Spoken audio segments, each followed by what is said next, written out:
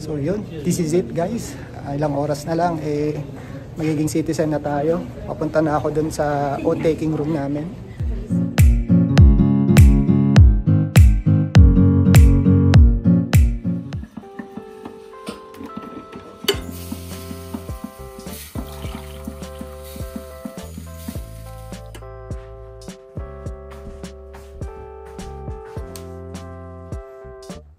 Yon, kamusta kayo mga ka-Dears in Canada? Welcome dito sa ating channel at welcome pa dito sa panibagong vlog natin para sa araw na ito. Pero syempre bagong lahat gusto ko muna kayong batiin ng isang magandang araw. Good morning mula dito sa amin sa Calgary, Alberta, Canada.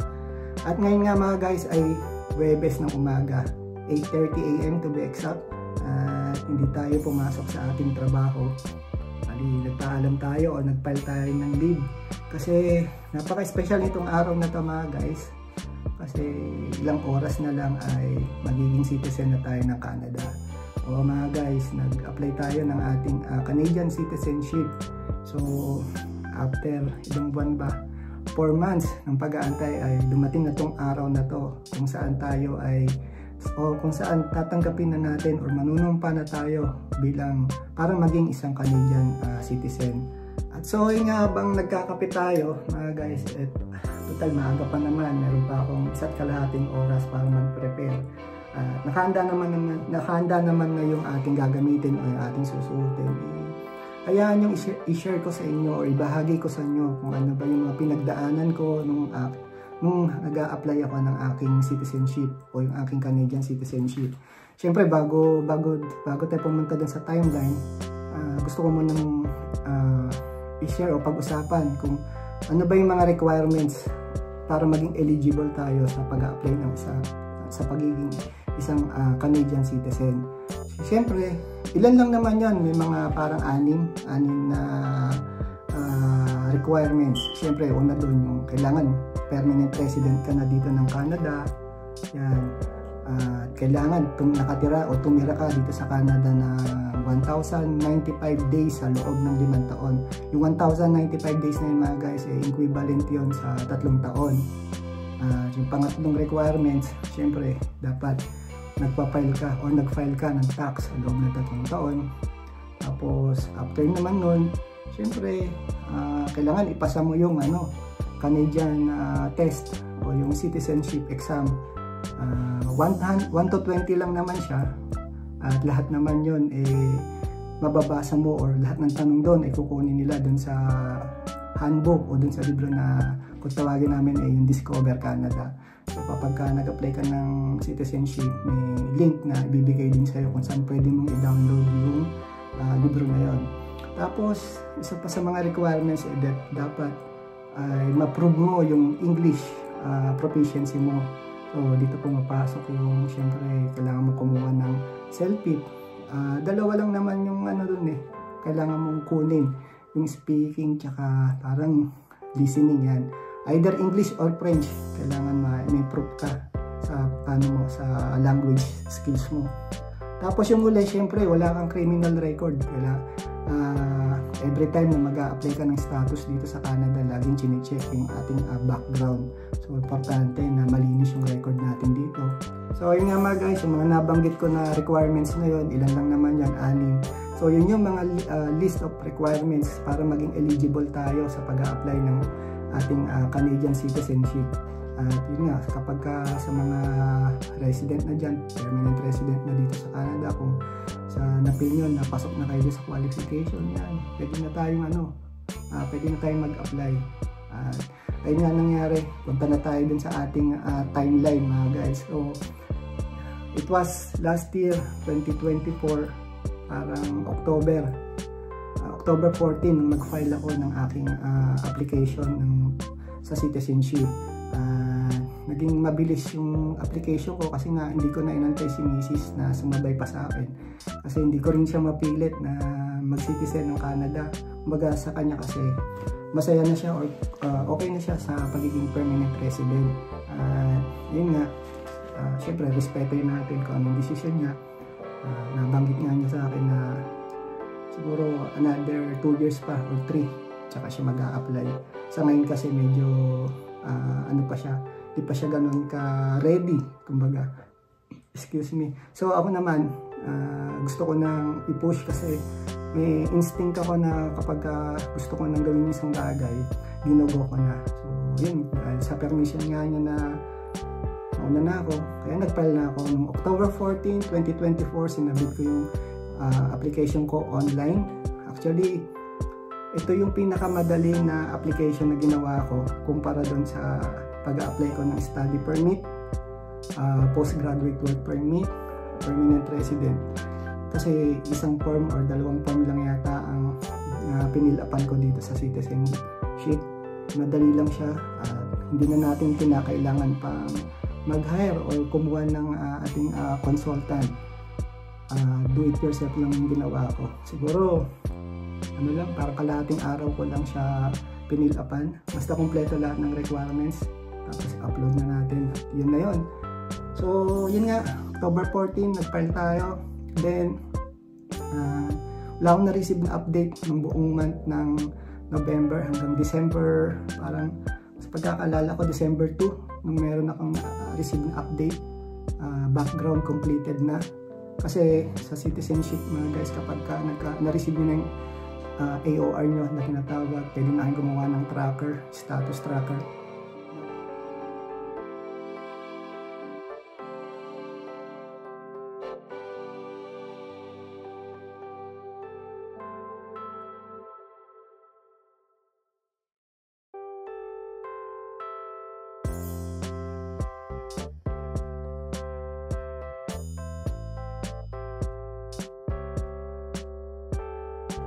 So doon nyo makikita yung stage by stage na update ng application. So ayun nga, December 2 na complete yung ating background. After nun, nagsunod-sunod na December 14 naman, naka-receive ako ng test invite. Yun na yung kung saan tayo mag-exam. Kung ano yung exam date na binigay sa atin ng IRCC. So yung window na binigay nila sa akin is from December 8 from December 8 to December 9 to January 8. Parang 1 month ibibigay sa iyo na na window. Within those period dapat makapag-exam ka. So bibigyan ka nila ng tatlong try para maipasa mo yung exam. Kapag bumagsak ka sa tatlo na yon, ang alam ko is i-interviewin ka na. Pero sa atin, sa kaso natin, isang take lang yung nagawa ko. First take, ang score natin is 19/20. So madali lang naman yung exam. Para sa akin, hindi ako ganun nahirapan kasi hindi mo naman kailangan i-memorize word by word or paragraph by paragraph kung ano yung nandun sa libro o dun sa Discover Canada. Ang mahalaga lang naman kasi dun, kapag nagbabasa ka, dapat isa puso mo kung ano yung binabasa mo. Kasi syempre kaya nag-a-apply ng citizen, kailangan malaman mo kung ano yung history, government ng Canada, then justice system, saka syempre economy. Pag naging citizen ka na, syempre dapat alam mo yung mga ganung bagay tungkol sa Canada. So naging madali para sa akin, kumbaga sinapuso natin yung bawat salita na binabasa natin doon. Kaya siguro nung exam ko hindi ako nahirapan. Ayun nga, may mga apps din naman sa cellphone na handy. Pwede mong basahin, pwede mong reviewin kung nasaan ka. Pero yung app na ginamit ko, parang wala, naalala ko 3 lang lumabas doon. Mostly talaga nasa libro. So yun, after nung exam natin, wala ako na-receive na update. Maliban nung December 19, yun yung nakasaad doon yung test completed. Ibig sabihin tinanggap ng IRCC yung resulta ng exam. Kasi syempre mga guys, pag nag-exam kayo, dapat nandun kayo sa isang room na tahimik, walang maingay, maganda yung internet connection nyo, walang suspicious movement. Kasi parang pinanonood kayo ng test examiner, yung mga movement nyo. Parang sa kanila kapag gumalaw ka ng medyo kakaiba, parang red flag sa kanila yun. Maaaring i-disqualify or hindi nila i-honor yung exam nyo. So sa case ko, okay naman, naging smooth. Kaya December 19, in-accept nila yung resulta ng test ko. And then, ito na, January 30. Kailan lang, nung receive ako ng update. Sunod-sunod na yan, yun yung completed na yung aking prohibition, language, tsaka physical presence. Yun yung tatlong category na kailangan mong or kailangan nilang kumpletuhin para matapos na yung stages ng application mo. Then after that, parang February 4 din yata nun yung na-receive ko yung aking oath-taking invite, which is ngayon na nga yun, February 20. So fortunate tayo o maswerte tayo kasi ang binigay sa atin na invite is in person. Mostly kasi na kaibigan ko or kahit dun sa group na sinalihan ko, parang 80% online yung kanilang tinatawag na oath-taking. So fortunate tayo kasi yun, nabigyan tayo ng in person, kasi yun naman yung hinihiling natin, na sana kapag na oath-taking tayo in person para mas ramdam mo yung excitement, yung tinatawag na parang Canadian feeling, kasi first time mong kakantahin yung national anthem ng Canada, first time mong manunumpa, yan. So yun na nga binigay sa atin ni Lord na yung ginawang in person yung ating oath-taking. At ayun mga guys, yun yung aking mabilis na timeline. Actually, kapag pupunta kayo sa website ng IRCC, ano nun yung timeline ng application.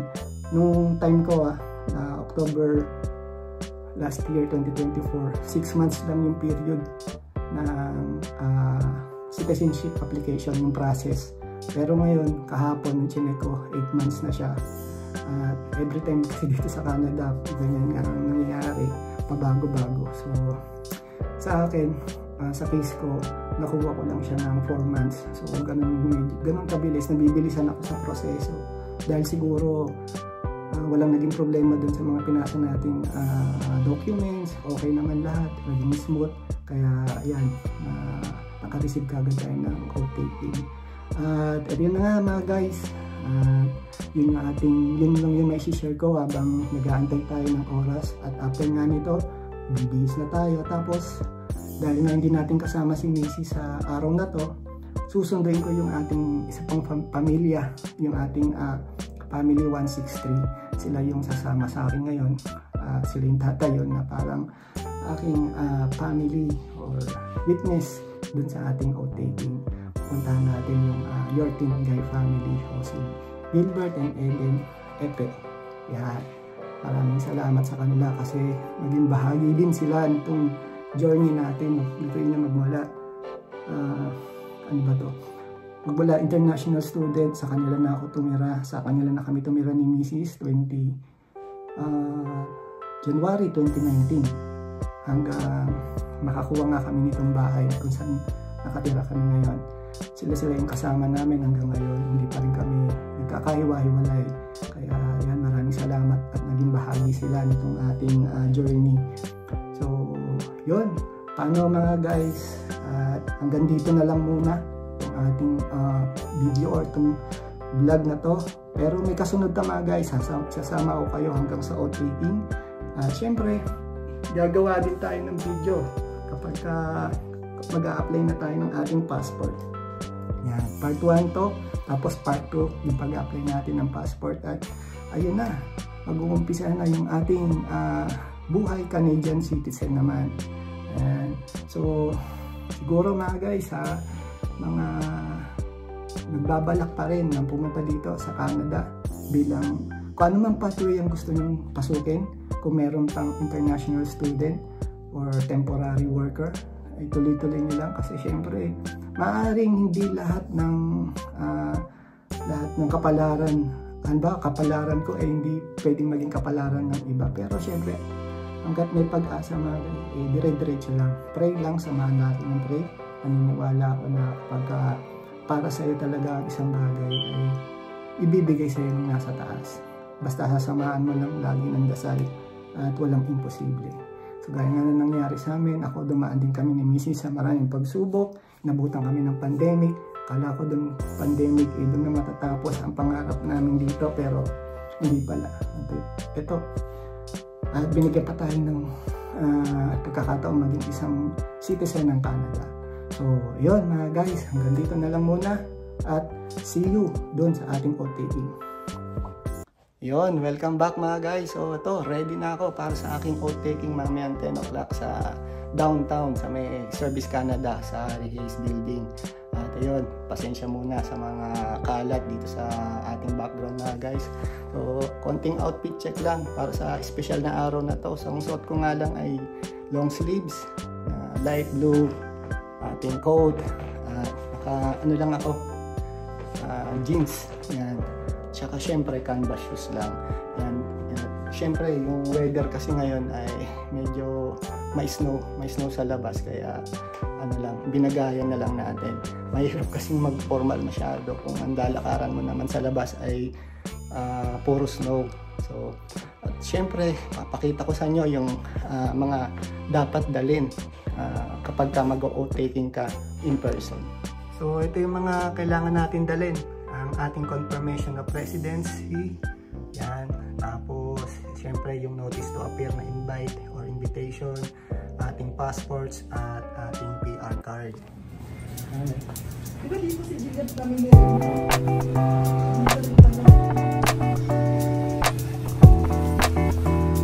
ito, 210.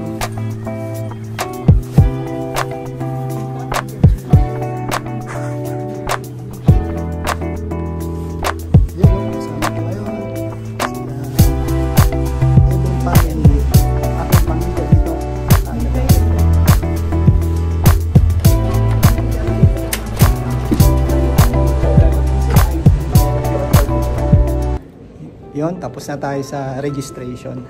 Seat number 61 tayo.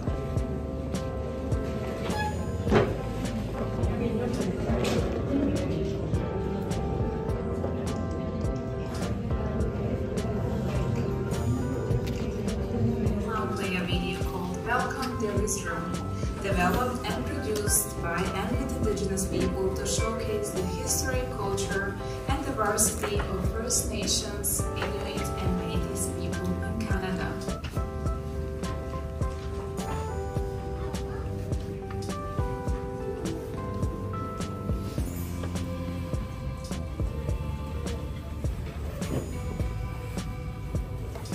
Canada skopna epetaguntek. Tumna sulit. Miigwech na.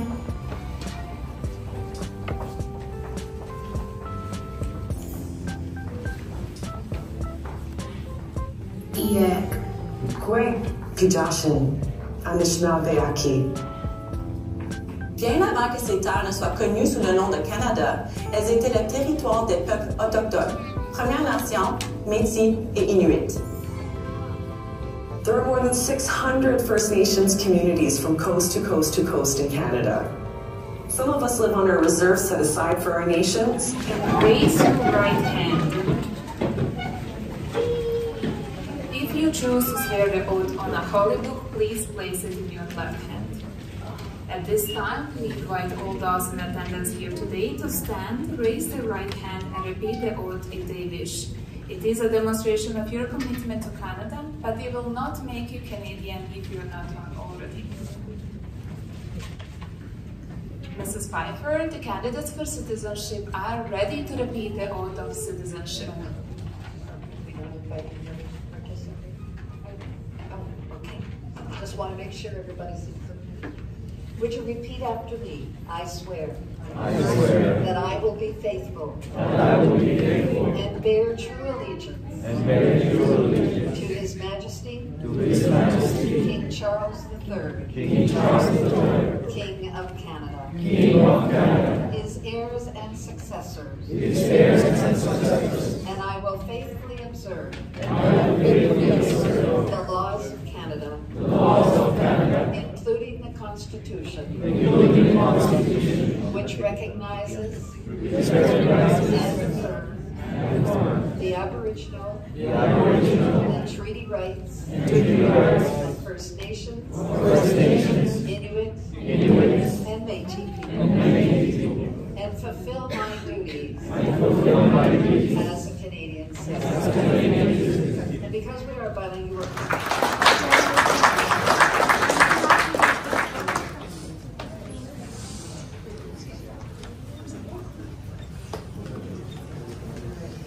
Sayyid Mohammed Samir.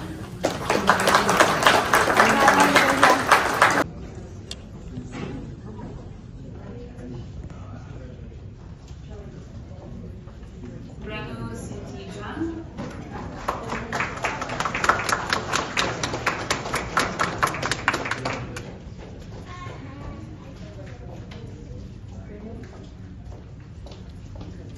Shubham Kapal.